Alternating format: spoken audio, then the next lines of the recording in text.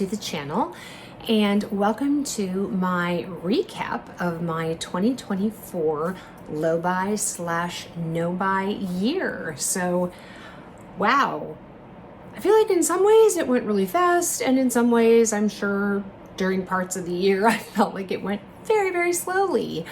But yeah, let's get into it. I'll kind of remind everybody what the rules were to begin with, how they changed kind of mid-year given some personal circumstances, and yeah, let's kind of talk about how I felt about the whole thing and did I feel like I accomplished the goals that I set out. So as a reminder, I started a no buy, low buy year in January, effective January 1st of 2024. And my rules at the time that I started were no beauty products unless it was a true replacement, right? So in other words, if I ran out of my Maybelline mascara, but I still had a Lancome mascara, I couldn't go buy another Maybelline mascara. I had to finish up whatever I had in that category before I replaced. So I could buy replacements, but as I just said, only if I had completely used up everything I had in that category. The second thing was I was not going to be buying any SLGs. Now, in general, when I talk about SLGs, my weak point are card holders. So it was really kind of focused mostly on that. But yeah, SLGs, I guess, kind of in general. I was not supposed to buy any shoes. I was not allowed to buy any clothing. I was limited to 4 handbags during the year. Now, with that being said, there were a couple of exceptions.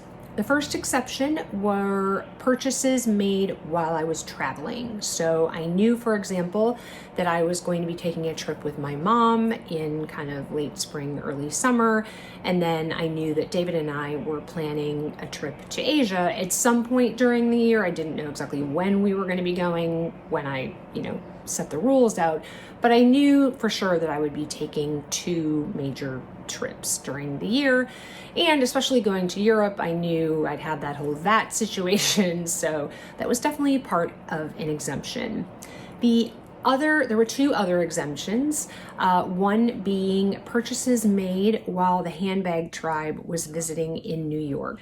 And then the final exemption was anything that I purchased using gift cards. So I had built up quite a few gift cards over the course of, 2023 to be able to spend in 2024. So I had gift cards. I had a lot of gift cards from Nordstrom. In fact, the bag that I purchased from Nordstrom, which was a Chanel Tweed Mini, ended up being completely free.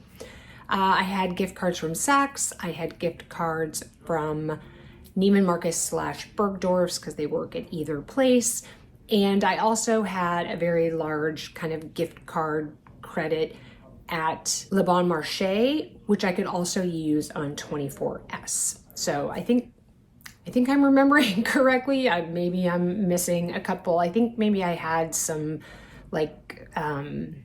gift cards, not really gift cards, but prepaid Visa cards and things. So at my work, we can convert kudos kind of points that we get that people give us throughout the year. We can convert those into different things. You can buy things with them, but you can also generally get a Visa gift card kind of thing. So, 200, 300, whatever, depending on how many points you have. So those were exemptions. I think I pretty much have that. I think those were generally the rules. Now, how did the rules change during the year? So again, some of you may know that I embarked on a health, wellness, fitness, weight loss journey at the very end of March. And as a result of that journey, I have lost a little over 50 pounds. And so starting in about the July timeframe, all of my clothes were, I mean, nothing, literally nothing fit. So I decided to take clothing off of the exemption list, basically out of necessity, because I mean, I'm talking underwear, bras, literally everything. I don't think that honestly now that there is more than maybe 5 pieces in my wardrobe that existed prior to like the July timeframe. So yeah, pretty much got rid of everything. And then kind of later in the year, I ended up taking shoes off of the no-buy list because I have found that actually my feet have changed size as well as my body. That took a little bit longer, but most of my shoes outside of sneakers are really too big. So like any slingbacks I had, for example, like the strap just falls off the back of my foot. And if I can't adjust it, like if it doesn't have a buckle to make it tighter, they just don't work for me. So I did end up, like I said, taking shoes off of the list as well. So essentially what remained at the end of the year, like I said, were beauty products, SLGs, accessories, things like that. And yeah, I think that sort of gives you the lay of the land of what it originated at, kind of what it morphed into.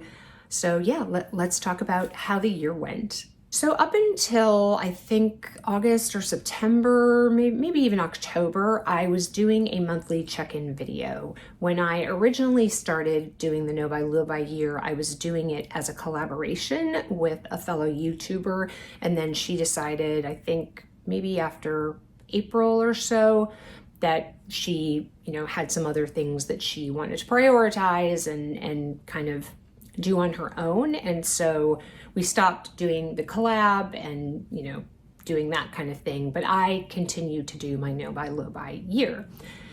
And so I was doing, like I said, those kind of monthly check-ins, letting you know how things went, whether I was, you know, having a hard time, sort of things that I might have learned along the way. In general, I would say, especially in the beginning, it wasn't that hard, although I will say that I did find myself at times, like I vividly remember, and I know I talked about this example, I went to Costco and, you know, they always have cheap clothing, and any other time I will always check out, you know, what's on sale, what they have, you know, oh, that's a cute sweatshirt, it's $12.99, throw it in the cart, whatever. And I had walked into Costco and they had kind of up front some, I guess, weather appropriate things that I think must have been on sale or something. And, you know, just like normal and as a part of just habit, I walked over to the table and I started holding things up and thought, well, I don't know, do I think an extra large? Do I think a large? Whatever. And then all of a sudden, I thought, Lisa, you're not supposed to be buying anything. And I, you know, put the items back down. They did not go in my cart. I did not buy them. But, you know, I started realizing then that I have certain habits of places that I go and places that I shop at where it's just kind of ingrained to buy some of those things. And then what really was interesting as I moved throughout the year is that when I started taking the GLP-1 medication that I take, which is compounded tirzepatide, which is the same active ingredient that is in Mounjaro and Zepbound, that I had no desire to shop. So as I even moved into, let's say, kind of the May, June timeframe, where I had lost, you know, a pretty significant amount of weight, probably 30 pounds maybe at that time, which, you know, is generally the equivalent of 2, sometimes 3 sizes, depending on kind of where you are in your size. You know, if you're kind of at the top end of that size when you're starting your journey, you know, maybe it's just more like 2, but if you're kind of at the bottom, then maybe it's 3. Anyway, you get my drift.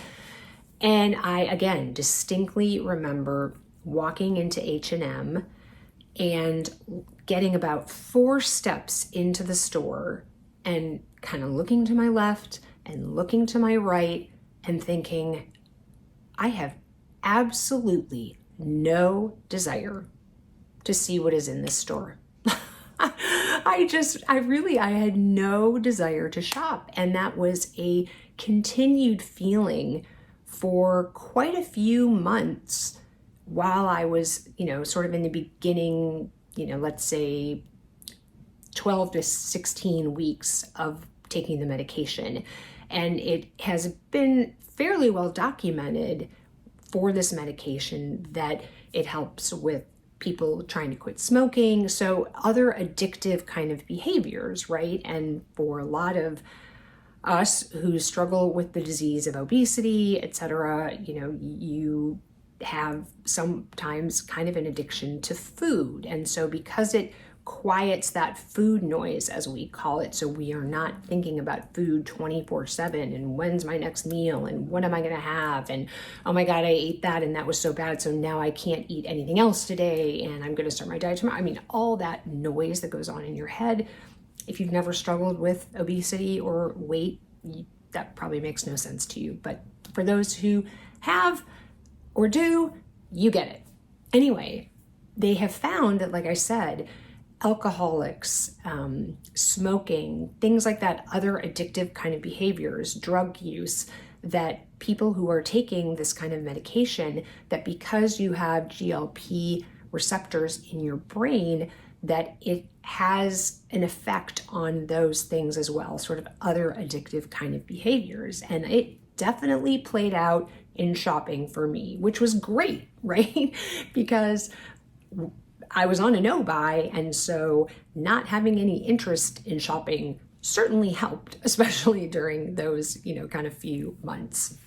Then obviously as the year progressed, and like I said, I realized that I was going to need to start pretty much or absolutely replacing my entire wardrobe. Obviously I had a necessity to shop.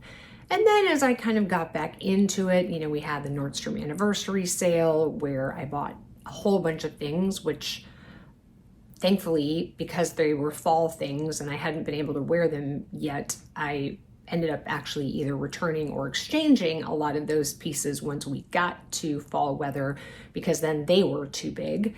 But that sort of desire to shop and kind of the excitement of shopping came back. I'm sure part of that was being able to shop in smaller sizes and, liking what I saw in the mirror and, just feeling like clothes fit me better and that I felt like I liked how the clothes looked on me better and in a smaller body. I'm sure all of that played into it, sort of fueling that desire to at least clothing shop again. But I will say I don't know that I really had a strong desire to go shop for cosmetics or beauty or anything like that. Not to say that that I felt like the medicine was having any impact on it. I think I just, I had kind of gotten to the point in the year at that point where, not buying those things had then also kind of become a habit. And so again, I just, I didn't really have a huge desire to buy those things. So yeah, in general, like I said, it went pretty well. I did have one, I guess, sort of slip up that I did talk about it. This was back in, well, it was right before I started taking the medication. So I think it was in the March timeframe. And I had bought this little kind of strappy knit tank top from, I think it was from H&M. It was either H&M or Zara, I can't remember which. It was like $12 or $15 at the most, something like that. And to me, it gave a very similar look to a Chanel knit tank that I had tried on, a few weeks before, something like that, which was, in the neighborhood of around $1,900, which clearly I did not buy. And now I'm very glad I didn't buy because that wouldn't fit now either. So I did buy that, and I talked about why I bought it, and and I felt bad. I really did, because at that point I hadn't really lost any weight. There was no need for me to buy that item, and yeah, I wanted to buy it, and I bought it, and I wasn't proud of the fact that I had done it. And we talked about that, like I said, in one of my check-in videos. Kind of the other time that I would say I slipped up or broke one of my rules was buying, actually, they're the earrings that I'm wearing today, these Fendi rose gold hoops, because I just thought they went really, really well with, so the color of this crown that I'm wearing today is rose gold. So like a bronzy kind of gold. So I thought, oh, how appropriate to wear the rose gold earrings. So I bought these earrings, and I bought a pair of sunglasses. Now, sunglasses were 100% on the no-buy list. I have many, many pairs of sunglasses. I did not need any more sunglasses, but I bought them. And again, after I revealed them, I discussed in one of my check-ins why I bought them. And I bought them basically because I felt guilty. I had gone into Fendi, and because I hadn't seen my sales associate in a while, and I hadn't gone into Fendi because, to be very honest with you, Fendi wasn't coming out with anything thus far that I really was attracted to. I didn't like the color palettes that they were coming out with this past year. It turned out, honestly, I didn't really like any of the color palettes that they had in 2024. And it just, it just, nothing was exciting me. But he had invited me into the store to look at some new things, and so I went in and looked. And I think also maybe it was that's what it was. I had taken in my pair of Fendi shorts to be taken in, but I felt guilty that I hadn't bought from him at all this year. And this year meaning last year. And and that's a horrible reason to buy something, right? I shouldn't be buying things out of guilt, but I did. Now, don't get me wrong, I love both pieces. These were some of the earrings that I took on my trip to Asia. Literally the only 2 pair of earrings that I took, or I guess I took 3 pair of earrings to Asia. I took my same kind of size hoop in my gold Louis Vuitton hoop, which is like the mini Louise earrings, and I took this pair, and I took my silver pair of Fendi hoops. Those were the only 3 pair of earrings I took. I interchanged depending on what I was wearing. So I absolutely love these earrings, and I do not regret buying them. And I don't regret buying the sunglasses, because I really didn't have anything like it. I didn't have anything in kind of this ruthenium almost hardware look. I'm glad I bought them, but I wasn't glad for the reason for which I originally purchased them. So I guess the last 2 things I want to talk about are, one, kind of how I feel about the year, and whether I'm glad I did the year. Did I think I achieved any benefit from the year, that kind of thing. And then the last thing I'm going to touch on are the handbags that I bought, and how I feel about those purchases specifically.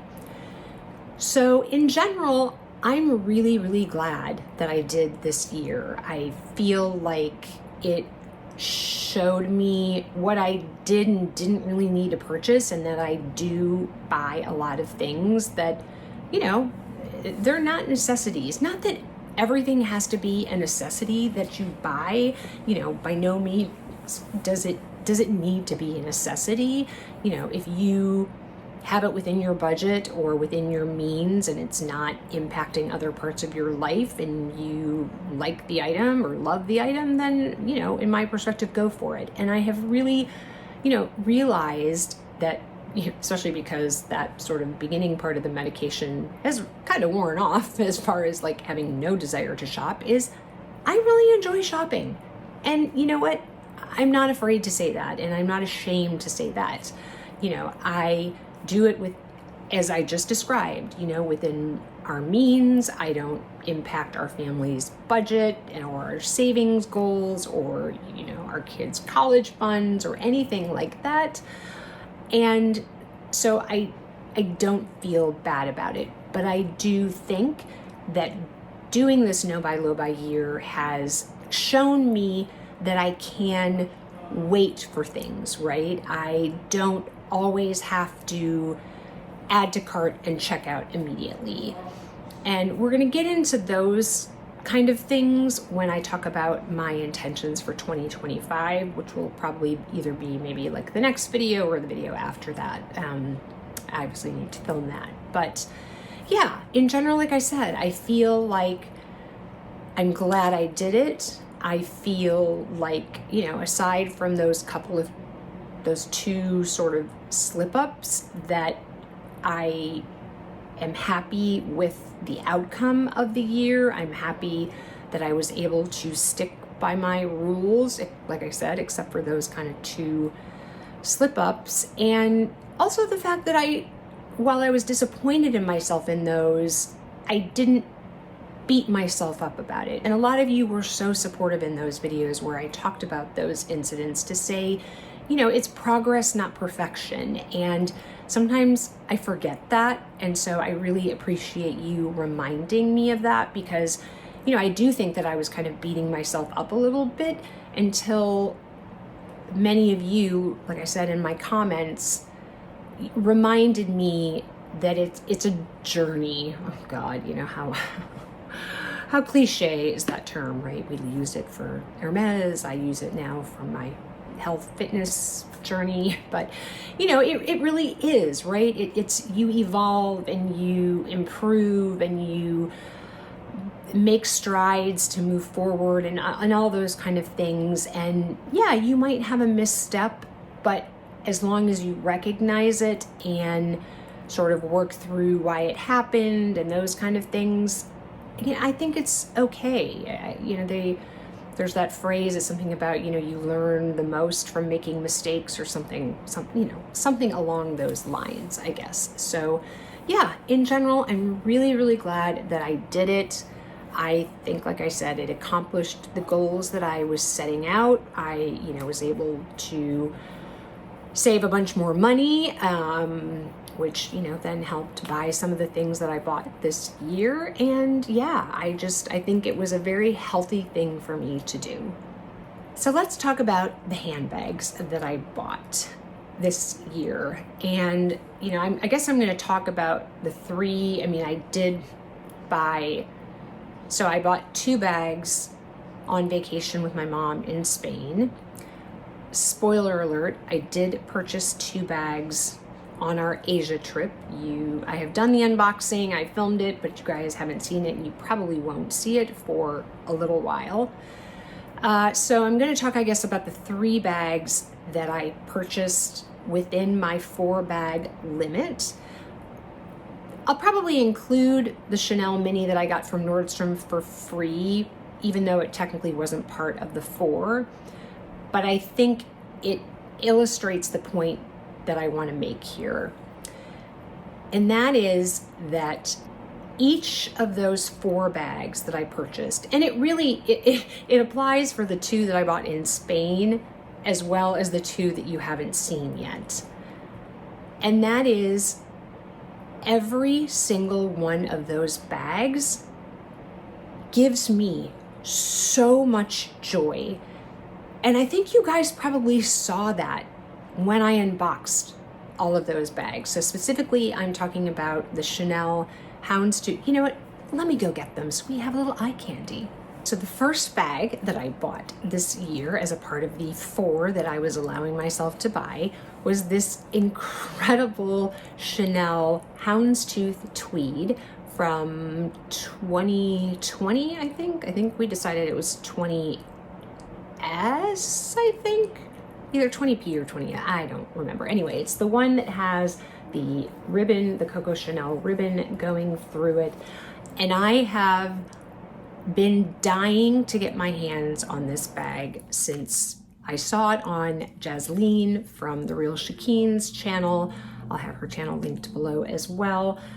And ever since I saw it, I have wanted this bag. It has been top on kind of my bucket wish list of pre-loved items, and I was able to get it. You're going to see a definite theme here especially amongst these four. I didn't bring the two that I bought in Spain, which was the Loewe puzzle bag in the burgundy, and then the raffia re-edition from Prada. But this was the first bag that I bought this year, and yeah, just stunning.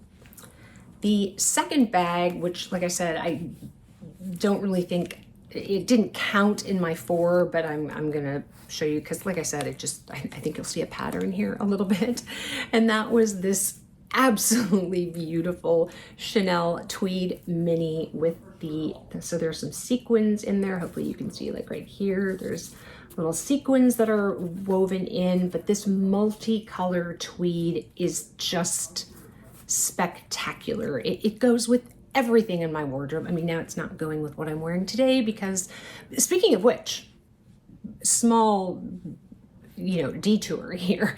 But I don't know if you guys remember this, but this actually was a Legence silk shirt that I tried on at the Nordstrom anniversary sale, which I didn't buy, and then I kind of kicked myself, and of course it sold out. And I checked for this shirt for months after the Nordstrom anniversary sale, hoping that somebody would return it and I could buy it, and it never did. It never came back in stock, or maybe if it did, it would come back like in an extra small or something, which at that time was going to be too small.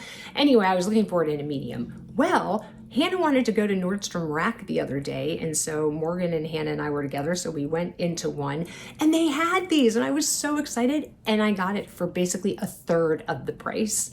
And thankfully I waited, because if I had bought it in a medium, then it would have been too big. So now I have it in a small, and I'm so excited I have it. So anyway, sorry. Other than this shirt, this literally goes with everything. You guys know mostly I wear solids and neutrals, blacks, grays, navies, creams, all the things will this bag go with. It was free, so it technically was not one of the four, but again, it just beautiful. The next bag that I got, so this I guess is technically bag number 2, is my Dior saddle bag in the newsprint. This was one that I had actually pre-ordered, that I put a full deposit down on, and then I wasn't able to get it. I didn't think I was going to get it, and this was kind of all happening when I was actually in Spain with my mom, and so I felt a little freer actually to buy the 2 bags that I bought. Not sorry that I bought either of those bags, because I love both of them. And then after going into a little story, into the Dior boutique at Bergdorf's, and happened to mention what had happened, they told me this was re-releasing, and they were 100% going to get me one. I was the first person that they rang up. I mean, I put a deposit down again on this, but when it came in, I was the first person to get theirs, and I could not be more happy. I know this shape is not for everyone. Is it my favorite shape? No, but it is iconic. I love the newsprint. I love that it says New York and Paris, which are, 2 of my favorite cities. It also does have Bergdorf's listed here. It's actually right up kind of in here, I think. And yeah, I absolutely love it. And then the third bag that I bought this year, this bag. Sorry, all of these had felt on them. Sorry, I didn't take it off. But this bag, which, was completely inspired, and I will blame Amelia from Amelia Rose's Closet. And now there are 4 of us in the handbag tribe that own this bag. Deb from Wild Unfiltered, obviously Amelia, and also Meredith from Living Luxe with Meredith. We all have this bag now, and all of us say the same thing. This does not come off as beautiful as it is in person on camera. It is a stunning bag. Again, it goes with so many things. But I bring these bags out to say that I think if you go back and watch the unboxings for these especially for these 4 bags, you will see elation. You will see just sheer joy. In fact, I've had several of you comment, especially on the Murakami unboxing, about just how I feel like I look like I'm glowing and I'm just, oh, I look so pretty, whatever. You guys, I think it's because I'm just genuinely really, really happy. I mean, I'm happy in myself, I'm happy in my body, but the things that I have purchased this year as far as handbags are concerned are just, they are amazing. They are absolutely amazing. And every time I walk into my closet, I see them and I smile and I remember the unboxing and how just, like I said, elated I was. And they all just are just amazing bags. And like I said, I think you can kind of see a theme here. I mean, obviously there's kind of a Chanel mini theme going on here, but they're all really, really unique bags, right? I mean, probably, I guess, aside from the Loewe puzzle bag, which is unique in its own right because of its shape, but, granted, given the fact that it's, a burgundy leather bag, which maybe doesn't seem that exciting, everything that I've purchased this year is textured and different and patterns and colors and just really, really standout pieces. And that has really made me think about how I want to move forward in 2025, which, like I said, we will get into. But, like I said, I've responded to a couple of you on some of the comments on the Murakami collection unboxing that I did, that, and a lot of you said, oh my gosh, your joy was contagious and I was squealing with you when you opened the bag and, things like that. And it just, like I said, the happiness that these bags bring me and I know it sounds stupid, right? If you're not into this, it's going to sound ridiculously stupid, but they bring me joy. In fact, Nick asked me the other day, why bags and why I like them. And then he said, so, like, what are your top bags? Your top favorite bags? And I said, the Birkin will always be something that I love and I cherish. I'm talking about my black one because, Daddy got that for me and it just evokes so many amazing special memories and it holds a really, really special place in my heart. But other than that bag, these bags that I just showed you, in addition to the 2 that I just purchased in Asia, which, like I said, you haven't seen, especially one of them, which, like I said, just, oh my God, just, that bag. Just, I cannot wait to share it with you guys. And, I realized the Murakami bag was bought in 2025, so I can't really count it, but it just, every single one, more special than the one before. Like, just absolutely sheer joy when I look at them and I carry them. So there you are, guys. That is my recap of my no buy, low buy year for 2024. As I mentioned, I will be doing a video shortly to talk about my intentions for 2025 and how I'm going to proceed with that year. It's definitely going to be different than it was in 2024. And I think because of some of the things I just said and my reflection on 2024, I have a pretty good idea of how I want to move forward in 2025. So stay tuned for that video. If you enjoyed it, I would love it if you would give it a thumbs up. It does help the YouTube algorithm. And also let me know if you were doing a no buy, low buy year in 2024. Let me know how your year went. I would love to know. So drop those in the comments below and let me know so I can congratulate you or cheer you on, or let me know what you're going to do in 2025 if you want to let me know now. But yeah, I look forward to reading those comments.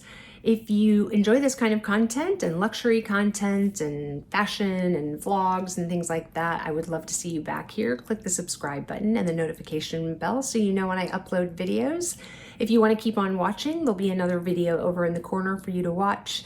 And wherever you are, I hope you are having an amazing day or evening. And I will catch you in the next one. Bye, guys.